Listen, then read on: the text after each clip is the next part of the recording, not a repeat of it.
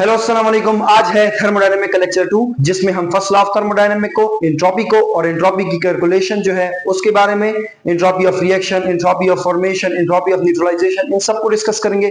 उसके बाद हम हेस लॉ को, हेस लॉ की जो एप्लीकेशंस है उसको भी हम डिस्कस करेंगे कि हेस लॉ से किस तरह के एमसीक्यूज आ सकता है, या फिर और जो इनकी एंट्रोपी है या फिर फर्स्ट लॉ ऑफ थर्मोडायनेमिक, इनसे किस टाइप के एमसीक्यूज आएंगे उसको हम लास्ट में डिस्कस करेंगे। तो शुरू करते हैं अपने लेक्चर को। आप पेन और कॉपी ले लें, जो बोर्ड पे लिखा है उसको भी नोट करें और जो ऐसे ऑरली मैं बोलूं उसको भी आप नोट करते जाएं।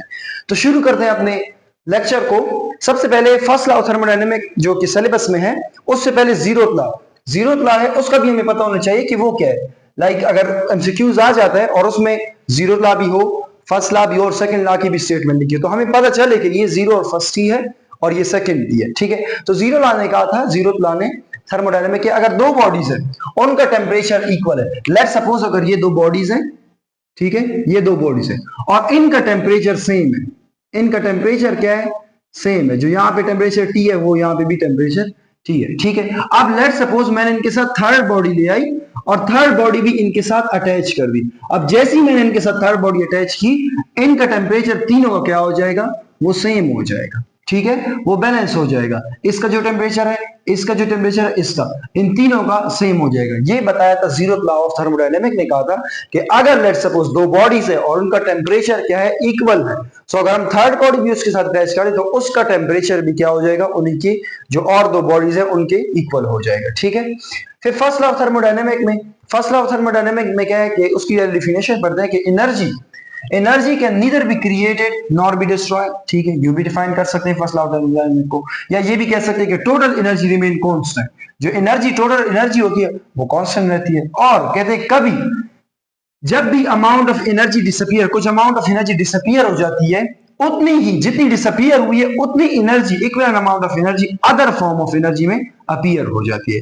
लेट्स सपोज अगर हीट एनर्जी डिसअपीयर हो गई तो वो, सपोज अगर वर्क डन में वो कन्वर्ट हो गई, तो हीट एनर्जी कन्वर्ट हो गई किस चीज में, वर्क में।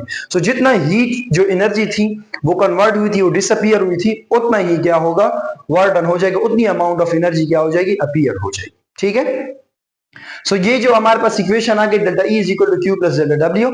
E क्या शो करता है, डेल्टा E इंटरनल एनर्जी, ये शो करता है इंटरनल एनर्जी, इंटरनल एनर्जी, और Q शो करता है हमारे पास हीट, वर्क W जो शो करता है वो हमारे पास क्या शो करता है, वर्क शो करता है। अच्छा, यहाँ पे वर्क का हमें ये भी पता है, work is equal to P delta V। जो डेरिवेशन है कि pressure is equal to force per area और force is equal to pressure into area, ये एरिया उधर शिफ्ट हो जाएगा। अब वर्क का फार्मूला जो है, वर्क का है F क्रॉस L। ठीक है, का डिस्प्लेसमेंट, तो हम यहाँ पे यहाँ लगा देंगे PA क्रॉस L। ये जो एरिया इंटू लेंथ है, तो इससे क्या हो जाएगा, ये वॉल्यूम हो जाएगा। सो हम यहाँ पे लिख देंगे कि W is equal to P delta V। ठीक है, सो अगर हम यहाँ पे वो लिख दें, delta E is equal to Q plus delta P delta V। ठीक है, हम यू भी इसको लिख सकते हैं। अब एक होगा कांस्टेंट प्रेशर, एक कांस्टेंट प्रेशर पे, अगर सपोज प्रेशर कांस्टेंट हो जाए, और एक होगा कांस्टेंट वॉल्यूम।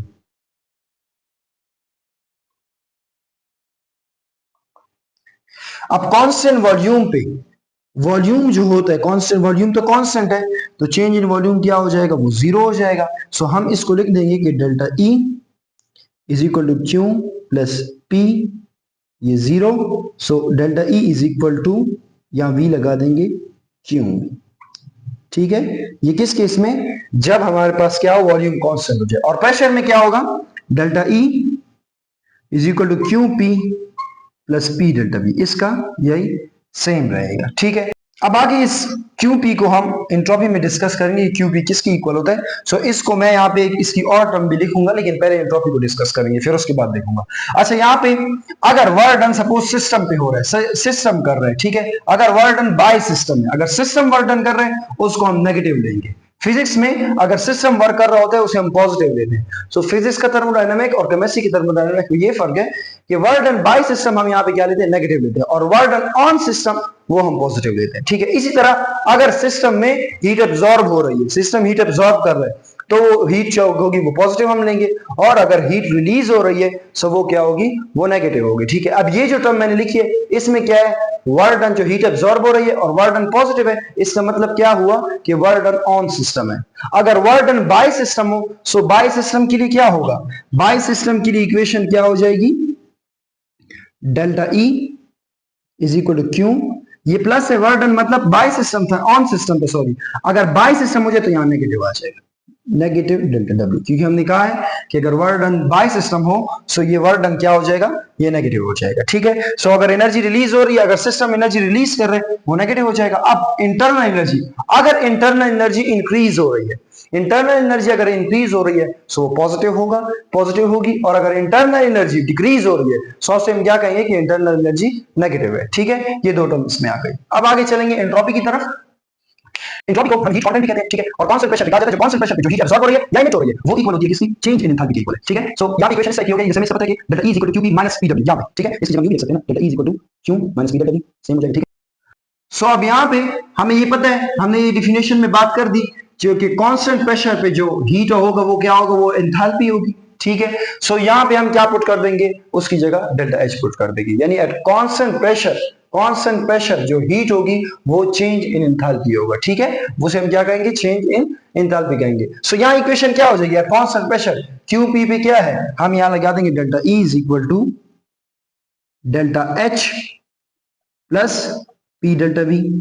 ठीक है, ये एक और एक किस्म की इक्वेशन आ गई। फर्स्ट लॉ ऑफ थर्मोडायनेमिक में हमने QP की जगह एट कांस्टेंट प्रेशर, जब ये गिवन हो कि एट कांस्टेंट प्रेशर है तो हम यहाँ क्या लगा देंगे, डेल्टा HC भी लगा सकते हैं। और अगर ऐसे हो जाए कि कांस्टेंट वॉल्यूम पे हो, सो कांस्टेंट वॉल्यूम मतलब कि ज्यादातर हम सॉलिड लिक्विड की बात करते हैं कि सॉलिड और लिक्विड में जो चेंज इन वॉल्यूम है वो नियरली हम कहते हैं जीरो होता है, क्योंकि उनमें जो मॉलिक्यूल्स और पार्टिकल्स है वो काफी टाइटली पैक होते हैं, तो उनमें वॉल्यूम का चेंज आना काफी मुश्किल होता है। हम कहते हैं बस बिल्कुल नियरली जीरो है। सो हम इसको यहाँ जीरो पुट करके इसको नेग्लेक्ट करके delta E is equal delta H is equal to delta E, यानी अगर हम एट कांस्टेंट वॉल्यूम की बात करेंगे सो कांस्टेंट वॉल्यूम पर यहाँ पे जो डेल्टा E है वो यहाँ पे डेल्टा E इक्वल हो जाएगा किस चीज के, डेल्टा E इक्वल हो जाएगा डेल्टा H के।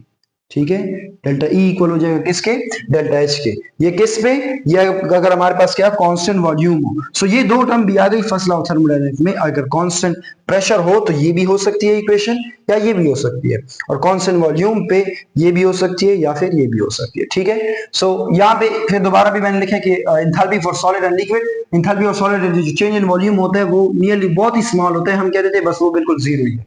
सो यहाँ पे हम जीरो जैसी पुट करेंगे, हमारे पास ये इक्वेशन बन जाएगी कि एंथैल्पी जो चेंज इन एंथैल्पी है वो किसकी इक्वल है, वो इंटरनल एनर्जी की इक्वल है, क्योंकि वॉल्यूम में तो चेंज आ नहीं रहा, वॉल्यूम में चेंज नहीं आ रहा तो वर्क डन नहीं हो रहा, वर्क डन नहीं हो रहा तो ये पूरी टर्म क्या हो जाएगी, वो जीरो हो जाएगी। ठीक है, अब यहाँ पे कुछ कंडीशन है एंथैल्पी के लिए। एंथैल्पी के लिए मतलब हम मेजरमेंट अभी करेंगे ना आगे, इसके बाद ही हम करेंगे, तो उसमें हम enthalpy of reaction, enthalpy of formation, enthalpy of combustion, ये सारे जब पढ़ेंगे उसके लिए कुछ कंडीशन है कि टेम्परेचर कितना होना चाहिए, 25 सेंटीग्रेड, टेम्परेचर 25 सेंटीग्रेड होनी चाहिए कितना, और केल्विन में अगर लिया जाए तो 298 केल्विन हो जाएगा।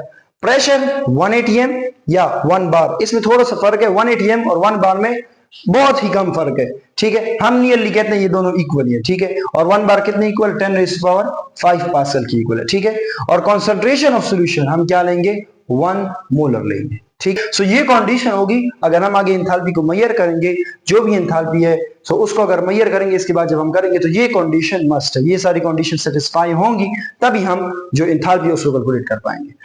अच्छा, इधर हमने zero law of thermodynamics, first law of thermodynamics को डिस्कस किया। सेकंड लॉ ऑफ थर्मोडायनेमिक्स में भी है जो ये कहता है कि कोई भी जो ऑल अमाउंट ऑफ हीट है वो यूजफुल वर्क में कन्वर्ट नहीं हो सकती, यानी 100% ऑफ वर्क डन कभी भी जितनी हीट है उससे 100% ऑफ वर्क डन नहीं हो सकता, कुछ ना कुछ उसमें लॉसेस आते हैं। सो ये सेकंड लॉ ऑफ थर्मोडायनेमिक्स भी था जिसने यही कहा था, जिसमें कार्नोट साइकिल ये आ जाते हैं, और इसने ये कहा था कि कोई भी इंजन सर नहीं है जो तमाम हीट को कन्वर्ट कर दे यूजफुल वर्क में, कुछ ना कुछ उसका हीट का या एनर्जी का लॉस हो रहा होता है। ठीक है, सो ये 3 लॉ थे थर्मोडायनेमिक के। स्टेटमेंट आ सकती है और वहां पे मे भी नीचे लिखा हो कि ऑल ऑफ द अबव, जैसे इसकी स्टेटमेंट भी लिखी हो, इसकी भी लिखी हो, और उससे नीचे जो सेकंड लॉ ऑफ थर्मोडायनेमिक है उसकी भी लिखी हो, और नीचे लिखा all of the above, D option all of the above आ जाए तो फिर तो सबको यही लगता है कि ऑल ऑफ द अबव ही होगा। लेकिन अगर आप लोग को पता होगा कि फर्स्ट लॉ की क्या है, जीरो लॉ की क्या है, सेकंड लॉ की है तो आपको इजीली आइडेंटिफाई कर लेंगे कि कौन सी फर्स्ट लॉ की है, ठीक है। सो ये सारा था मेन लॉ ऑफ थर्मोडायनेमिक के बारे में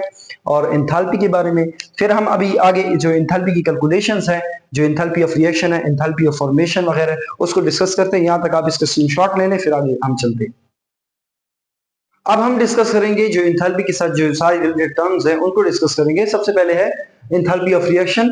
एंथैल्पी ऑफ रिएक्शन, ठीक है, स्टैंडर्ड एंथैल्पी ऑफ रिएक्शन भी कह सकते हैं इसे। क्या है ना, एंथैल्पी चेंज जो केमिकल रिएक्शन के दौरान, यानी रिएक्टेंट कंबाइन हो रहे हैं प्रोडक्ट के साथ, सो उस दौरान जो हीट में चेंज आ रहा है उसे हम क्या कहेंगे, स्टैंडर्ड एंथैल्पी ऑफ रिएक्शन कहेंगे, ठीक है। जैसे एक रिएक्शन ये हो रहा है, इस दौरान जो हीट निकल रही है उसे हम क्या कहेंगे, एंथैल्पी ऑफ रिएक्शन कहेंगे। इसे R से रिप्रेजेंट किया जाता है, जो कितनी है, -57.6 किलो जूल पर मोल, ठीक है। सो इसके हम क्या कहेंगे, जो एंथैल्पी ऑफ रिएक्शन है, ठीक है। और इसके हम फार्मूला कैसे रखते हैं कि एंथैल्पी ऑफ जो reaction is equal to sum of enthalpy of product, ठीक है। यहाँ जैसे एक प्रोडक्ट है ना, मींस अगर 2 प्रोडक्ट हुए, 3 प्रोडक्ट हुए, तो सबकी जो एंथैल्पी है वो माइनस जो सम ऑफ प्रोडक्ट ऑफ रिएक्टेंट है, इनकी जो एंथैल्पी है, इनको प्लस करके फिर सबट्रैक्ट करके हमारे पास क्या आ जाएगी, एंथैल्पी आ जाएगी इस चीज की, रिएक्शन। इससे enthalpy of formation, enthalpy of formation में क्या है कि एक चीज बन रही है, उस दौरान या हीट एब्जॉर्ब हुई या हीट इमिट हुई, इवॉल्व हुई, इसको हम क्या कहेंगे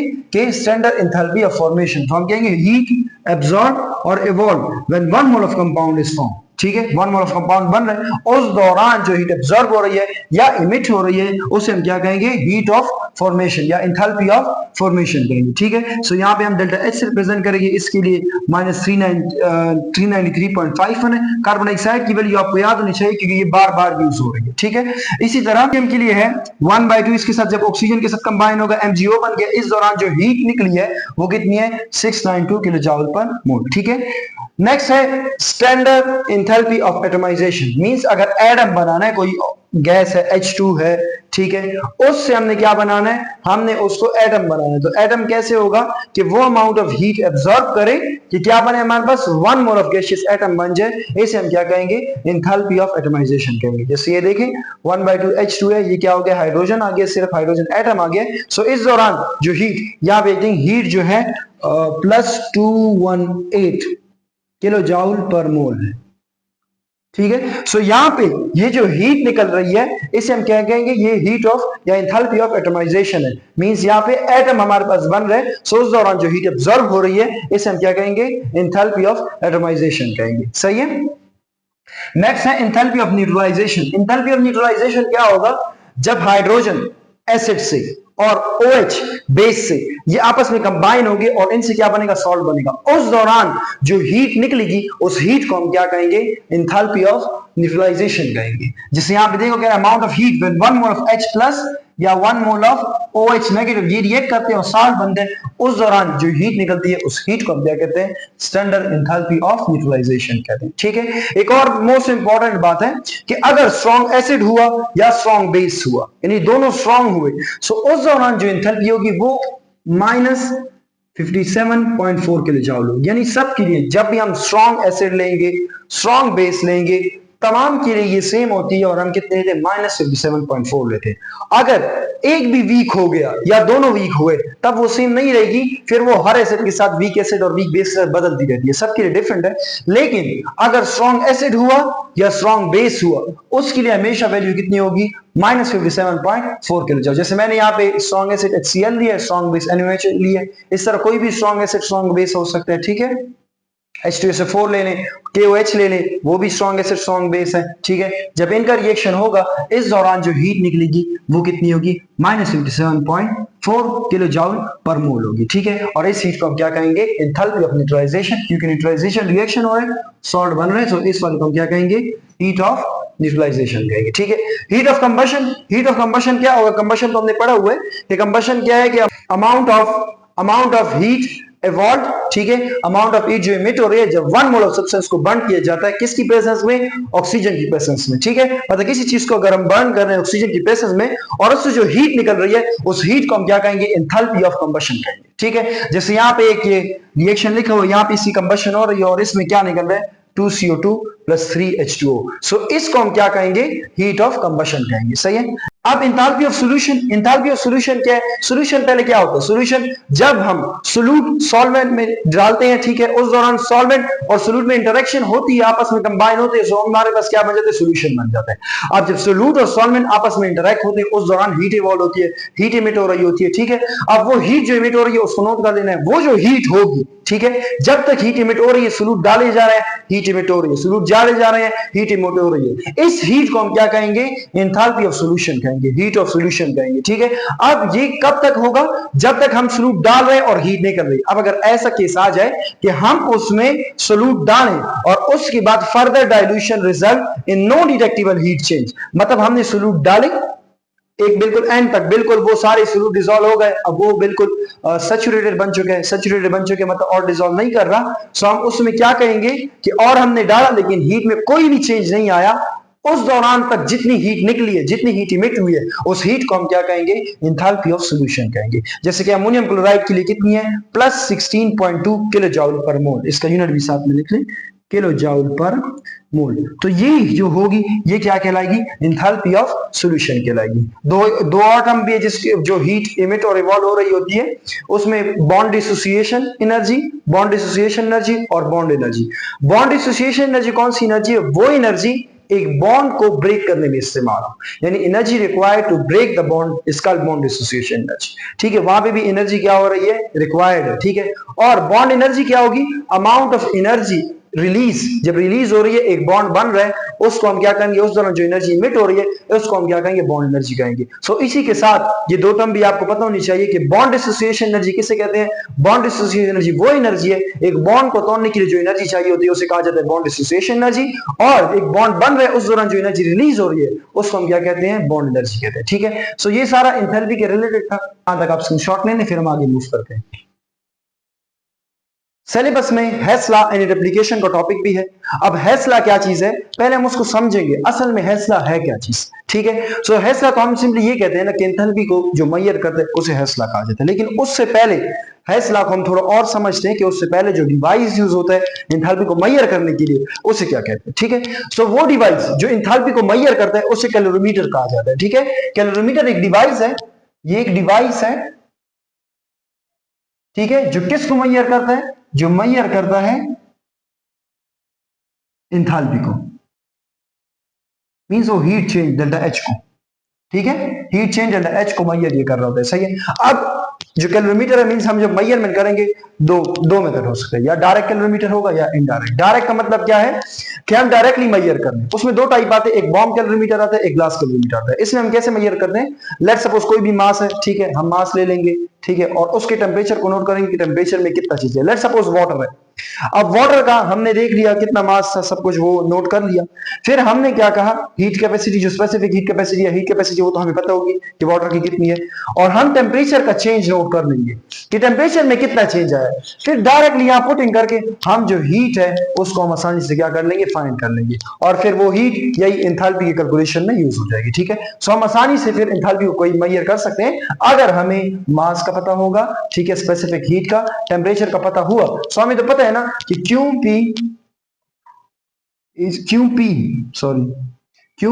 इक्वल टू डेल्टा एच है।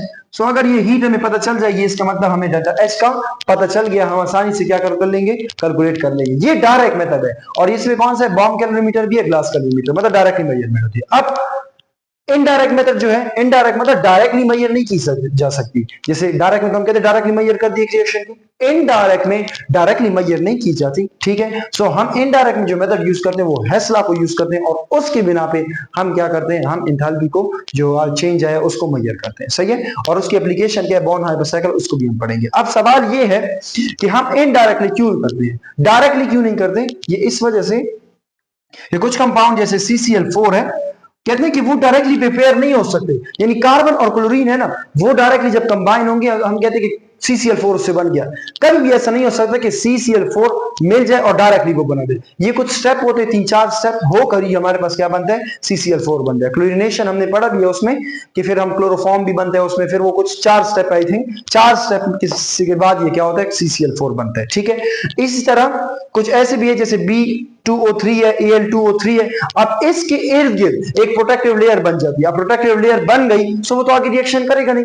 जब रिएक्शन नहीं करेगा तो इसकी एंथैल्पी फाइंड करना मुश्किल हो जाएगा। ठीक है, दो ये हो गए। एक क्या हो गया कि कंपाउंड डायरेक्टली, कुछ कंपाउंड होते हैं जो डायरेक्टली नहीं बनते, कुछ स्टेप वाइज होती हैं, फिर उसके बाद वो बनते हैं। दूसरा क्या था, प्रोटेक्टिव लेयर बन जाती है। और कभी कभी ऐसे हो जाता है कि जो चीज डिजायर प्रोडक्ट है उसके साथ कुछ और प्रोडक्ट भी बन जाते हैं। जैसे मैंने कह दिया CO और CO2 एक साथ बन गए।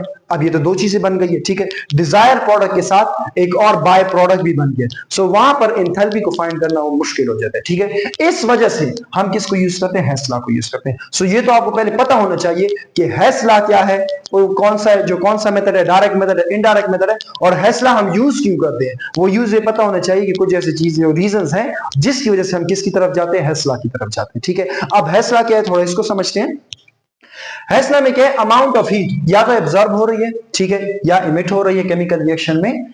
अगर रिएक्शन सिंगल स्टेप में हो रहा है, सेम मेनी स्टेप में हो रहा है, वो सेम रहेगी। यानी जो हीट निकल रही है या एब्जॉर्ब हो रही है और रिएक्शन या एक स्टेप में हो या 2 से 3 स्टेप में हो या मैनी सिवरल स्टेप में हो, मैनी स्टेप्स में हो, उस दौरान वो हीट क्या रहेगी, वो सेम ही रहेगी, चाहे एक स्टेप हो या मैनी स्टेप हो। जैसे एग्जांपल के तौर पे मैंने यहाँ पे एक रिएक्शन लिखा है NaOH CO2 और Na2CO3 इससे बन रहा है। ठीक है, यहाँ पे जो हीट है जो कितनी है, -89.09 है। ठीक है, ये एक रिएक्शन, ये सिंगल स्टेप है। ठीक है, ये सिंगल स्टेप है। अब अगर यही रिएक्शन 2 स्टेप में हो जाए, जैसे ये 2 स्टेप्स है, ठीक है, एक में पहले ये इसके साथ कंबाइन हुआ, NaHCO3 बन गया, फिर उसके बाद दोबारा NaOH के साथ कंबाइन हो गए, इसने क्या बना, Na2CO3 बना दिया। ठीक है, तो हमारे पास क्या हो गया, ये प्रोडक्ट हमें ऑब्टेन हो गया। अब इसकी जो हीट है वो क्या है, -48.06, और इसकी जो हीट है इसकी क्या है, -41.03। अब हमने क्या कहा था कि अगर सपोज एक स्टेप है, 2 स्टेप है, 3 स्टेप है, उसकी हीट हमेशा क्या रहेगी, वो सेम रहेगी। या फिर ये हीट भी हम लिख सकते हैं Q1 Q2 Q3,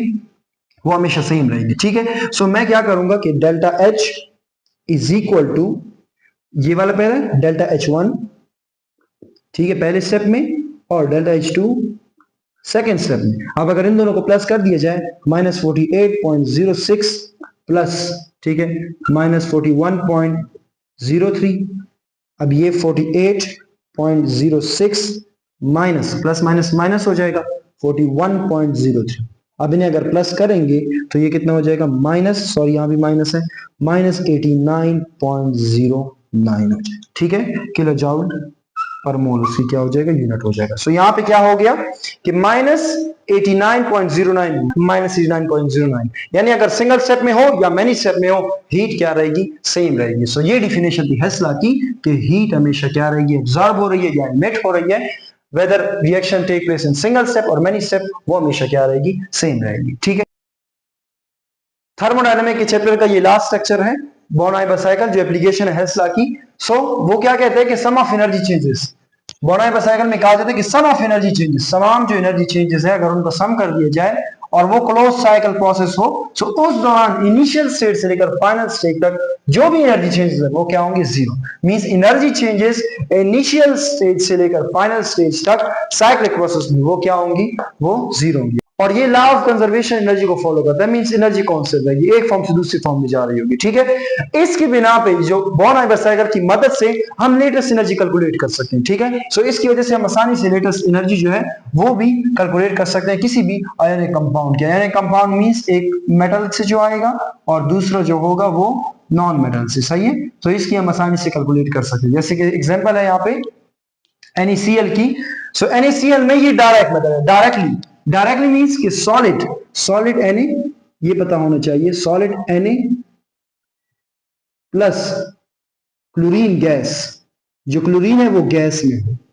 ठीक है, ये जब कंबाइन होंगे और इनसे क्या बनेगा, NaCl बनेगा सॉलिड फॉर्म। ठीक है, सो यहाँ पे ये पता होना चाहिए कि यहाँ पे जब हम डायरेक्ट मेथड में ले लेते हैं तो सॉलिड जो होता है वो Na सॉलिड फॉर्म में होता है और जो Cl होता है वो किस फॉर्म में होता है, गैस फॉर्म में होते हैं। और यहाँ पे जो एनर्जी है, ठीक है, डेल्टा H, उसे डेल्टा H जो फॉर्मेशन कहा जाता है वो -411 है। ठीक है, तो ये से क्या कहा जाता है, हीट ऑफ फॉर्मेशन। ठीक है, ये जब बन रहे हैं NaCl, इस दौरान कहेंगे कि -411 किलो जूल ऑफ एनर्जी क्या हो गई है, वो लॉस हो गई है। ठीक है, कब, जब सॉलिड Na और क्लोरीन गैस कंबाइन हो गए। अब ये स्टेप वाइज रिएक्शन हो गए। सबसे पहले अगर सपोज सॉलिड Na हम उसको कन्वर्ट करें किसी इसमें गैस में, और सॉलिड से अगर डायरेक्टली गैस में जाए, उस प्रोसेस को क्या कहा जाता है, सब्लिमेशन कहा जाता है। सो यहाँ पे जो हीट होगी वो क्या होगी, हीट ऑफ सब्लिमेशन होगी, ठीक है, और वो कितनी है इसके लिए है 109 किलो जूल, ठीक है। और इसी जो गैस था इसको फिर मैंने क्या किया, आयनाइज किया, ठीक है। सो आयनाइज कर रहे हैं, इलेक्ट्रॉन निकाल रहे हैं, सो वो हीट क्या होगी, आयनाइजेशन एनर्जी, ठीक है। और वो इससे कितनी है 496 किलो जूल, ठीक है। कितनी हो गई ये 496 किलो जूल हो गई। फिर इस क्लोरीन को, ये तो सोडियम हो गया Na प्लस हमारे पास आ गया। अब क्लोरीन को सबसे पहले हम क्या करेंगे, जो बॉन्ड है Cl दो Cl है ना, ठीक है, इनके बॉन्ड को तोड़ेंगे, जिसे क्या कहा जाता है, हीट ऑफ डिसोसिएशन, ठीक है, हीट ऑफ डिसोसिएशन। सो ये कितनी है इसके लिए चाहिए 242 किलो जूल, ठीक है। और फिर उसको तोड़ने के बाद फिर इसको हम दोबारा क्या करेंगे, आयनाइज मींस ये इलेक्ट्रॉन ले लेगा। सो यहाँ पे जो होगी इलेक्ट्रॉन एफिनिटी, ठीक है।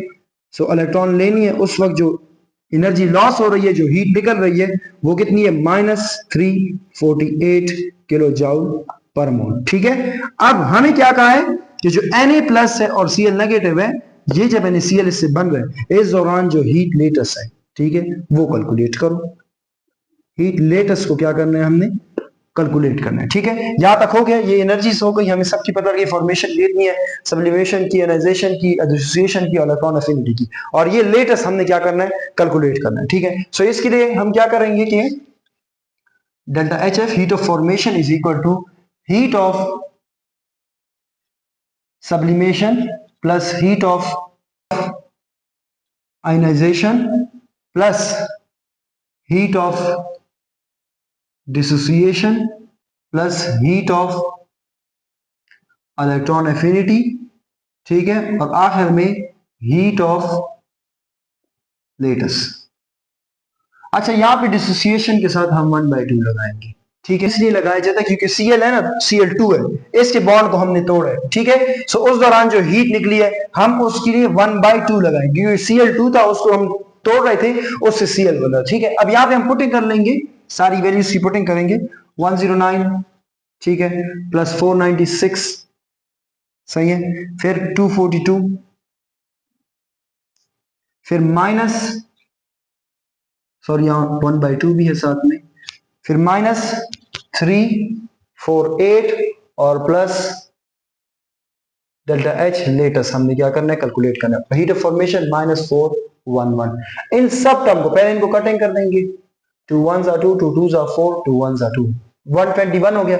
इन सबको उधर शिफ्ट कर देंगे, जब उधर शिफ्ट करेंगे तो क्या हो जाएगा, डेल्टा H लेटस, इसको मैं यूं लिख देता हूं, ठीक है, और ये -411 इधर, ये जब उस साइड पे आएगा तो -109, -496, ठीक है, और -121 और +348, ठीक है। अब जब इन्हें हम प्लस और माइनस करेंगे तो हमारे पास आंसर आएगा, लेटेस्ट एनर्जी जो है वो आएगी -789 किलो जूल पर मोल, ठीक है। सो ये हमारे पास लेटेस्ट एनर्जी आ गई कितनी, -789 किलो जूल पर मोल, ठीक है। सो हम आसानी से इस प्रोसेस के थ्रू लेटेस्ट एनर्जी को कैलकुलेट कर सकते हैं। So with the help of born ion cycle हम आसानी से लेटेस्ट एनर्जी को कैलकुलेट कर सकते हैं, ठीक। इस लेक्चर के साथ हमारा थर्मोडायनामिक का चैप्टर खत्म हो गया। हमने तमाम कॉन्सेप्ट वाइज डिटेल से सब टॉपिक को पढ़ा। अगर अभी भी कोई कंफ्यूजन आपको, सो आप कमेंट में करके मुझसे पूछ सकते हैं। कोई सवाल हो या किसी तरह का भी कोई कंफ्यूजन हो, आप कमेंट करके मुझसे पूछ सकते हैं। इसका आप स्क्रीनशॉट ले लें। मिलते हैं एक नए चैप्टर के साथ नेक्स्ट वीडियो में।